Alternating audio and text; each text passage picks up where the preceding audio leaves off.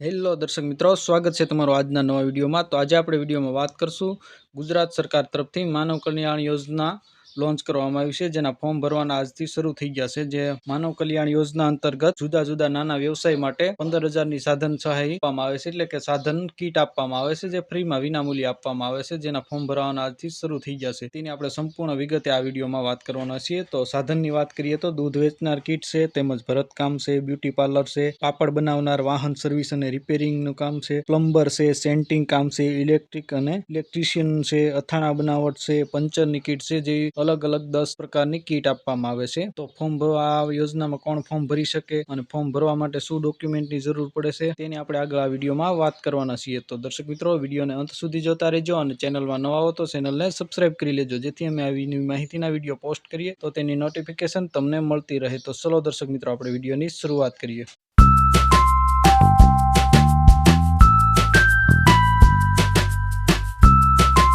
તો દર્શક મિત્રો, તમે અહીં સ્ક્રીનમાં જોઈ શકો છો માનવ કલ્યાણ યોજના અંતર્ગત મળવાપાત્ર ટૂલ કિટના નામની સૌપ્રથમ આપણે વાત કરીએ તો અહીં આપણે તમે ટૂલ કિટના નામ જોઈ શકો છો અને અહીંયા ક્રમ જોઈ શકો। તેમાં પ્રથમ ક્રમે છે દૂધ વેચનારનું કામ છે, તેમજ ભરતકામ કરનારની ટૂલ કિટ છે, તેમજ બ્યુટી પાર્લરની કિટ છે, પાપડ બનાવનારની કિટ છે, વાહન સર્વિસ અને રિપેરિંગની કિટ છે, ત્યાર પછી પ્લમ્બરની કિટ છે અને સેન્ટિંગ કામ માટેની કિટ છે, ઇલેક્ટ્રિક રિપેરિંગની કિટ છે, ત્યાર પછી દર્શક મિત્રો ઇલેક્ટ્રિક એપ્લાયન્સી એન્ડ રિપેરિંગની કિટ છે, ત્યાર પછી અથાણા બનાવવાની કિટ છે અને છેલ્લી 10 નંબરની પંચરની કીટ છે। તો દર્શક મિત્રો, આ રીતે આમ ટોટલ 10 મળવાપાત્ર જે કીટ છે જે ફ્રીમાં આપવામાં આવે છે। હવે આ ફોર્મ કોણ ભરી શકે અને કઈ જગ્યાએ ફોર્મ ભરવાના છે તેની આપણે આગળ વિડીયોમાં વાત કરીએ દર્શક મિત્રો। તો દર્શક મિત્રો, તમે સ્ક્રીનમાં જોઈ શકો છો યોજનાનું નામની વાત કરીએ તો આ યોજનાનું નામ છે માનવ કલ્યાણ યોજના। યોજનાની પાત્રતાની વાત કરીએ દર્શક મિત્રો આપણે તો 18 થી 60 વર્ષની જેમની ઉંમર છે તે લોકો આ યોજનામાં ફોર્મ ભરી શકે છે। ગ્રામ્ય વિસ્તારના લાભાર્થીઓ માટે જિલ્લા ગ્રામ વિકાસ વિભાગની ગરીબી રેખાની યાદીમાં સમાવેશ થયેલો હોવો જોઈએ, ફરજિયાત છે। અને 0 થી 16 નો સ્કોર ધરાવતા લાભાર્થીઓએ આવકનો દાખલો રજૂ કરવાનો રહેતો નથી। જે લોકોનો ગરીબી રેખા નીચે સમાવેશ થતો નથી તેમને આવકનો દાખલો રજૂ કરવાનો હોય છે। તો તેના આવકના દાખલાની આપણે વાત કરી લઈએ તો અરજદારના કુટુંબની વાર્ષિક આવક 6 લાખ સુધી હોવી જોઈએ। તે અંગેનો તાલુકા મામલતદાર અથવા નગરપાલિકા ચીફ ઓફિસર અથવા મહાનગરપાલિકાના અધિકૃત અધિકારીનો આવકનો દાખલો રજૂ કરવાનો રહેશે। ત્યાર પછી દર્શક મિત્રો, આપણે માનવ કલ્યાણ યોજના અરજદાર માટે માર્ગદર્શિકા અમુક આપેલી છે તેના વિશે આપણે વિડીયોમાં વાત કરીએ। તો દર્શક મિત્રો, આપ અરજી ઈ-કુટીની ઓફિશિયલ જે વેબસાઇટ છે ekuti.gujarat.government.in પર ઓનલાઈન અરજી કરવાની રહેશે। આપ સરકારશ્રીના તારીખ 1/7/2024ના ઠરાવ લિંક અન્વયે ટ્રેડમાં અરજી કરી શકો છો। આપના ગામના વીસી દ્વારા પણ આપને અરજી ઓનલાઈન વિનામૂલ્યે કરી આપવામાં આવશે। આપે ઓનલાઈન અરજી કરતી વખતે જરૂરી ડોક્યુમેન્ટ ઓનલાઈન જ અપલોડ કરવાના હોય છે। જેમાં ડોક્યુમેન્ટની આપણે વાત કરીએ તો આધાર કાર્ડની જરૂર પડે છે, આવકનો દાખલાની જરૂર પડે છે, તેમજ જન્મ તારીખનો દાખલો અને ઈ શ્રમ કાર્ડની જરૂર પડે છે। તો આ ડોક્યુમેન્ટની વાત કરી ત્યાર પછી આપણે આગળ વિડીયોમાં વાત કરીએ આપ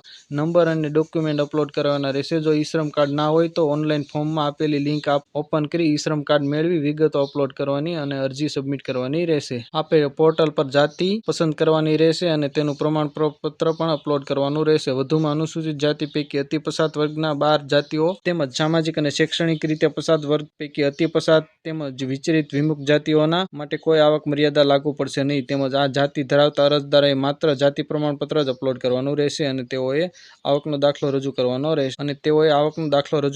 રહેશે નહીં। આ સિવાય તમામ જાતિઓના લાભાર્થીઓએ 6 લાખ સુધીની વાર્ષિક આવકનું પ્રમાણપત્ર રજૂ કરવાનું રહેશે। આપે અરજી સબમિટ કરવાની રહેશે। જ્યાં સુધી આપ અરજી સબમિટ નહીં કરો ત્યાં સુધી અરજી આપના લોગિંગમાં ડ્રાફ્ટ તરીકે રહેશે। આપની અરજી GUK કક્ષાએ નામંજૂર કરેલ હોય તેવા સંજોગોમાં નવીન અરજી ફરીથી કરવાની રહેશે। આપ પોતાની અરજી સ્થિતિની જાણવા માટે આપના લોગિનમાં એપ્લિકેશન સ્ટેટસથી જોઈ શકો છો। જિલ્લા ઉદ્યોગ કેન્દ્ર દ્વારા ઓનલાઈન ડ્રો જિલ્લા કક્ષાની સમિતિ રજૂ કરવામાં આવશે અને ઓનલાઈન સિસ્ટમથી ડ્રો કરી લાભાર્થીની પસંદગી કરવામાં આવશે। આપને તાલીમની જરૂરિયાત હોય તો ફોર્મ ભરતી વખતે પોર્ટલ પર આપ તાલીમનો વિકલ્પ પસંદ કરી શકો છો। આપની અરજી ટૂલ કિટ માટે મંજૂર થયેથી કિંમત સાથેનું ઈ વાઉચર QR કોડ જનરેટ થશે અને તેની આપે અરજી સમયે આપેલ મોબાઈલ નંબર પર SMS દ્વારા જાણ કરવામાં જે ઈ વાઉચર આપના લોગિનમાંથી ડાઉનલોડ કરી શકશો। આપનું ઈ વાઉચર QR કોડ આપે સાચવીને રાખવાનું રહેશે। આપે ઈ વાઉચર તથા OTP માન્ય ડીલરને જ આપવાનું રહેશે। અન્ય કોઈ પણ ડીલર, વેપારી કે વ્યક્તિને આપવાનું શેર કરવાનું રહેશે નહીં। આપનું ઈ વાઉચર જનરેટ 700 થી કુટીર પોર્ટલ પરથી ટૂલ કિટની મહત્તમ કિંમત તેમજ તેમના સમાવિષ્ટ સાધનો અને ગ્રામિક કચેરીએ માન્ય કરેલ ડીલરની યાદી પોર્ટલ પરથી તમે મેળવી શકો છો. આપના દ્વારા ટૂલ કિટની ખરીદી કર્યા બાદ આપને ગ્રામીણ કક્ષાએ દ્વારા ફોન કરવામાં આવશે તેમજ જિલ્લા ઉદ્યોગ કેન્દ્રના અધિકારીશ્રી કર્મચારી દ્વારા તેમજ ગ્રામિકો કચેરી દ્વારા નિયુક્ત કરેલ થર્ડ પાર્ટી એજન્સીના કર્મચારી વેરિફિકેશન માટે આપના ઘરે આવશે. તેઓને જરૂરી માહિતી આપવાની રહેશે.